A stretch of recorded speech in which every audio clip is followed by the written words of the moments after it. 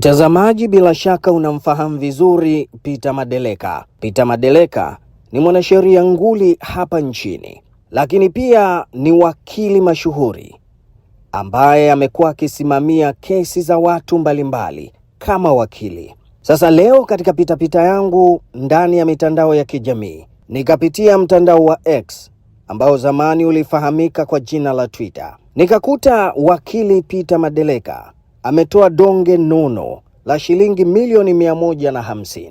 Nikatamani kusoma donge nono lililotolewa na Peter Madeleka linahusu nini. Ameandika kifuatacho. Amesema hivi: leo tarehe 6 Februari mwaka 2026, natangaza zawadi nono ya shilingi milioni 150 kwa mwendesha mashtaka yeyote kutoka popote duniani atakayeweza kuendesha kesi hiyo bila kuleta null prosequi. Mimi nachukia kuona watu wanateswa kwa kisingizio cha kesi za uhujumu uchumi ambazo ni uongo. Ndicho alichokiandika wakili Peter Madeleka. Ujumbe huu Madeleka ameuambatanisha na barua aliyoandikiwa na Mahakama Kuu ya Tanzania, divisheni ya rushwa na uhujumu uchumi iliyoko jijini Dar es Salaam, wahusu watu 8 wanaohusishwa na uhujumu uchumi. Kwa nini Peter Madeleka ameandika hivi?